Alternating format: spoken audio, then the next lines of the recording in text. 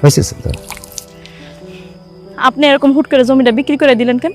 আরে ছোট ভাই সেমিস্টারে টাকা বাকি, নগদ টাকা আছে যে টাকা দিমু, এর লেগে তো জমি বেচা লাগছে। আপনি যদি এরকম একটার পর একটা জমি বিক্রি করতে থাকেন তাহলে তো আমাকে কিছুই থাকবো না। আমাকে কি কোনো ভবিষ্যৎ নাই? নিজেদের কথা ভাবতে হইব না? আরে ওর পড়াশোনা শেষ হলে একটা ভালো চাকরি পাবো, তখন আমরা জমি জমা কিনুম নে, আর ও কি আমার জমি কিনে দেবো না তখন?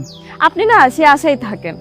আপনার ভাই যেদিন আপনার আশার মধ্যে পানি ঢেলে দিব সেদিন আপনি বুঝতে পারবেন। এখন তো আপনি আমার কোনো কথাই শুনবেন না। তুমি আর আব্বাই মিলে না এই বিষয় নিয়ে বেশি চিন্তা করতেছো, চিন্তা করে প্রেশার বাড়াইতেছো। এত চিন্তা করেন, আমার ভাইরা আমি চিনি না। আপনার ভাইরে যে আপনি কি চিনেন সেটা সময় হলে আপনি বুঝতে পারবেন। ওই দিন আপনি কাইন্দাও কুল পাইবেন না। নিজের কথা না ভাববা ভাইয়ের কথা ভাবতেছেন। হ্যাঁ যাও তো, বেশি কথা কইতেছো, না বুঝাও, যাও ঘরে যাও। কত নাই বার্তা নেই, খালি খালি খালি পেঁচায়। মায়া মানুষ আসলে বেশি বুঝে, সবকিছুতে বেশি বুঝে এরা।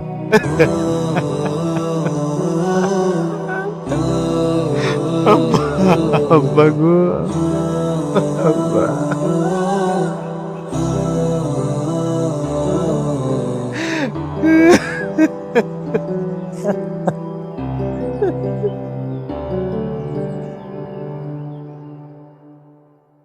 কি মিললো তো আমার কথা?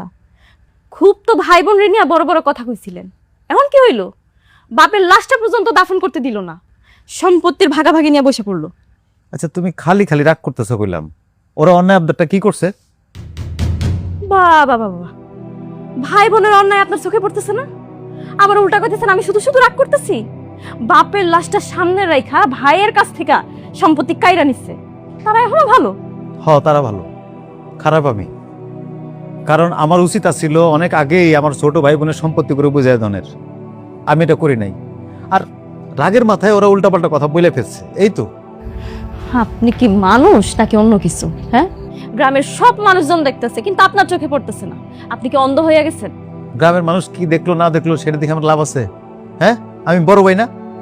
আমি বড় ভাই কি ছোট ভাই বোনের উপর অভিমান করতে পারি? আর আব্বাই বা কামটা কি করছে কও? কি কামটা করে থেকে গেল? আব্বা যা করছে খুব ভালো কাজ করছে, কারণ আব্বা তার সন্তান করে চিনত। কিন্তু এসব কথা তো আপনারা কইয়া কোনো লাভ নাই, আপনি তো এসব বুঝবেন না। সব বুঝি, বুঝুন না কি লেগে? দোষটা আসলে আমারই দোষ হয়েছে। হ্যাঁ, দোষটা আপনারই। আপনি যে ভালো মানুষই সাজেন না, এটা হইলো আপনার সবচেয়ে বড় দোষ। আর বাকি দোষ হইলো আমার কপালের।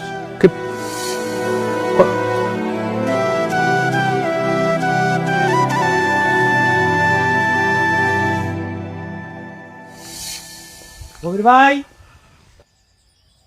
ভাইজান, কবির ভাই, ভাইজান বাড়িতে আসো। কি রে সকাল সকাল তোরা? হ্যাঁ আমি জানতাম তো এই বাড়ি ঘর ছাড়া তোরা থাকতে পারবি না, আমি জানতাম। আমরা এই জায়গায় থাকতে আসিনি, তোমার একটা সই লাগবো, সইটা নিতে এসেছি। কি এর সই রে? তোকে না সবকিছু সই করে কাগজপত্র দিয়ে দিলাম, সব দলিল সই করে দিলাম না? আবার কি সই?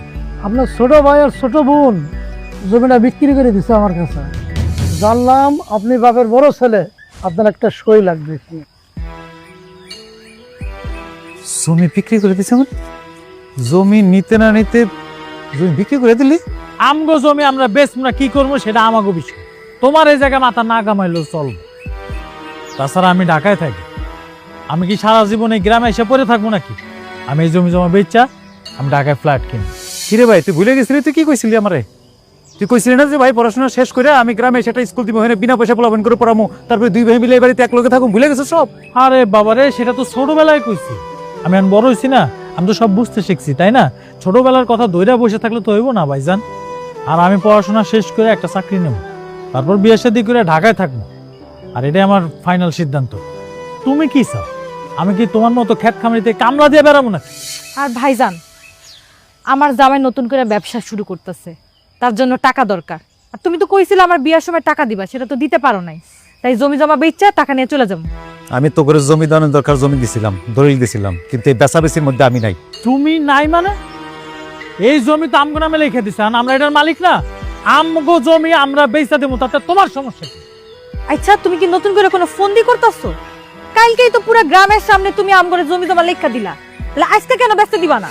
দেখ একটু ঠান্ডা মাথায় বুঝবই, এই জমিগুলো এলাম ভবিষ্যৎ, এই জমিগুলো হাত দিলাম ভবিষ্যৎ নষ্ট হয়ে যাবো। আমগো ভবিষ্যৎ না তোমার চিন্তা করা লাগবে না, আমগো ভবিষ্যৎ আমরা গইরা নিতে পারবো। তোমার একটা সই দরকার, তুমি সই দিয়া দাও, আমরা এটা চলে যাই। তাকে জমি বেচুক না ফেলাই দিক, আপনারা তো মাথা কামাই লাভ কি? আপনি একটা সই দিয়ে দেন, চলে যায়। সময় নষ্ট করার আমাকে টাইম নাই ভাই। কবির ভাই, জমি জামার হিসাব না আইলে হইছে, বাড়ির ভিটাটার হিসাবও হয়ে যাক। এই তো দুলাভাই সুন্দর একটা কথা কইছেন আপনি। সব কিছু যেহেতু ভাগ হইতেছে, এটা বাদ থেকে লাভ কি?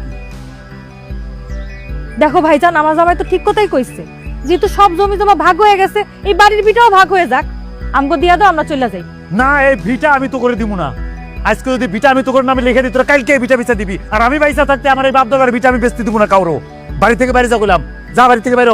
ভাই, আপনারা ভাই ভাই তো ভাগ বাটোয়ারা করে সমান সমানই পাইবেন, বোনরে ঠকায় লাভ কি? তার হকটা আমারে বুঝাই দেন, আমি চলে যাই। আই, তুমি চুপ থাকো। দেখো ভাইজান, কাজটা কিন্তু তুমি ঠিক করতেছো না। এই বাড়ির ভাগ না দিয়া তুমি কেমনে থাকো আমিও কিন্তু দেখা নিমু। যা দেখার দেখিস, ঘর থেকে বাইরে গেলাম, বাড়ি থেকে বাইরে যা, উঠান থেকে যা, করে বাইরো। এই তোরা বাইরো, যা। আমার ভিটা একটু হাত দিতে দেবো না, যা বাইরো, যাও। এই ছোট, চল, একটা ব্যবস্থা নিমু। আচ্ছা আচ্ছা, যা বাইরো।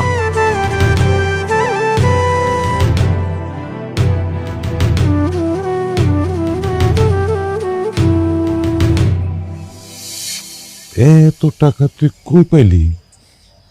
টাকা একটু পাইছে, এসব নিয়ে আপনি চিন্তা করেন না আব্বা। আমার একমাত্র বোনের বিয়া, ধুমধাম করে বিয়া দেবো। আপনি পাত্রপক্ষরে জানাই দেন, আমরা রাজি আছি। এত টাকা যৌতুক দিয়া মিলিরে বিয়ে দেওয়াটাকে ঠিক হইতেছে?